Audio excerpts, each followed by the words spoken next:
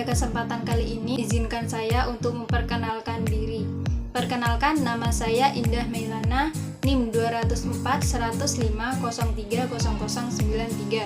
Saya Prodi Akuntansi Syariah 3. Di sini saya akan menyelesaikan UAS mata kuliah Peradaban Islam dan Islam Nusantara yang dibimbing oleh dosen Bapak Faiz Kurniawan Hadi.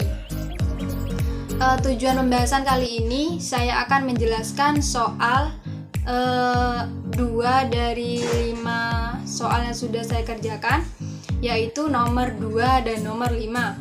Langsung saja, pertama yaitu nomor 2.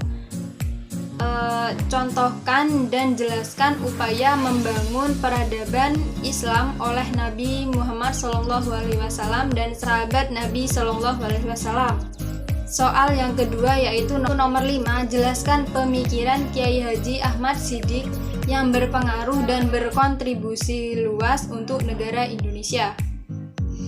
Langsung saja di sini saya akan menjelaskan soal nomor 2. Upaya Nabi Muhammad SAW dan sahabat Nabi dalam membangun peradaban Islam.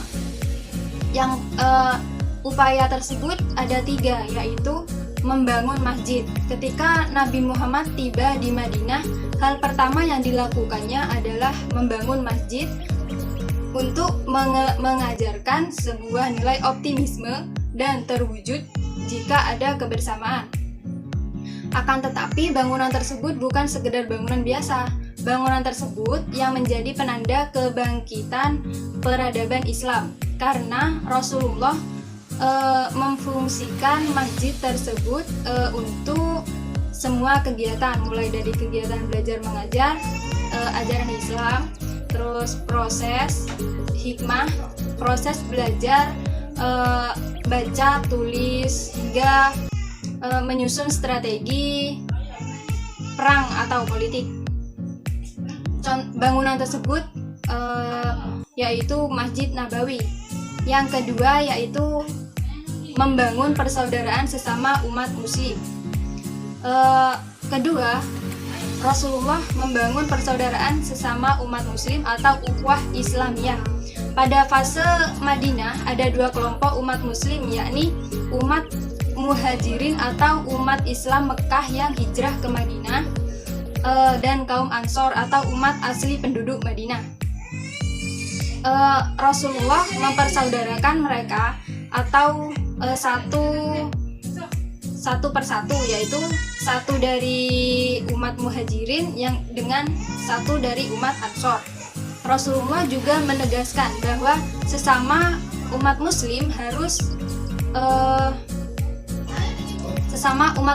haruslah kita tetap menjalani persaudaraan yang bertujuan untuk memperkuat solidaritas sosial antara umat muslim di dunia. Sebagai contoh, di sini yang memperkuat umat tersebut yaitu antara hubungan darah maupun hubungan batin yang ada dalam diri kita sendiri. Yang ketiga yaitu membangun persaudaraan dengan umat agama lain. Beliau membangun persaudaraan dengan umat agama lain atau ukhuwah insaniyah. Rasulullah sadar bahwa dalam Madinah memiliki masyarakat yang majmuk. Ada umat Islam, ada umat Nasrani, ada umat Yahudi, dan yang lainnya. Untuk membangun sebuah kota yang kuat dan damai, tidak ada jalan bagi Rasulullah kecuali mempersatukan masyarakat yang berbeda itu. Dan pada akhirnya Rasulullah mencetuskan sebuah kesepakatan bersama, yaitu Piagam Madinah. Piagam ini menjadi titik temu kalimatun sawa bagi masyarakat Madinah yang selama ini tidak mungkin bisa disatukan. Tapi dengan adanya Piagam Madinah ini menjadi konstitusi pertama dalam membangun masyarakat yang bineka berdasarkan nilai-nilai kesetaraan dan keadilan bersama.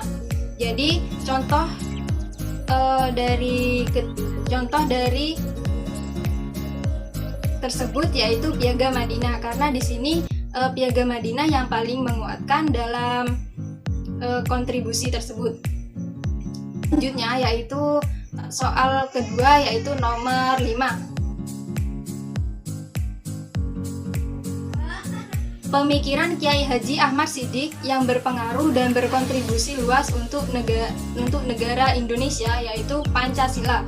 Kenapa Pancasila?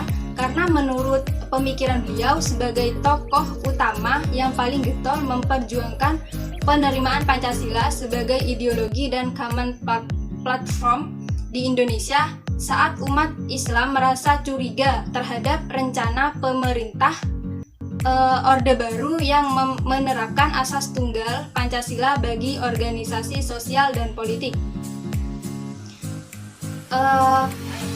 Kiai Haji Ahmad Siddiq memiliki peran,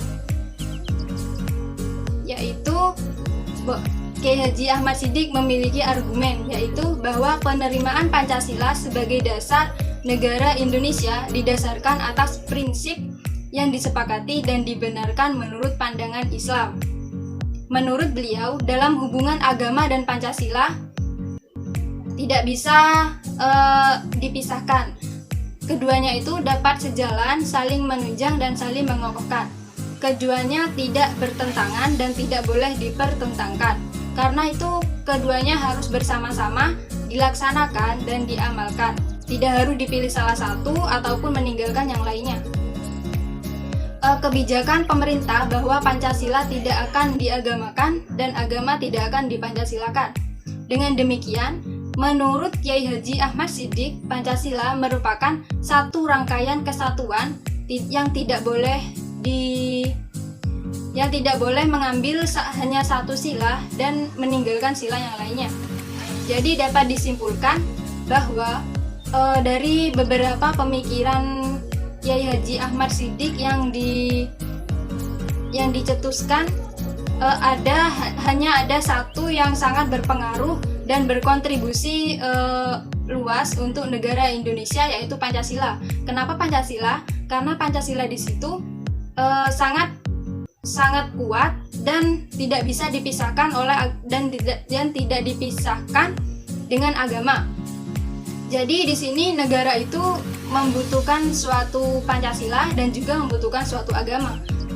Jadi dapat disimpulkan bahwa Pancasila yang menjadi penguat negara Indonesia sebagai negara kesatuan Republik Indonesia.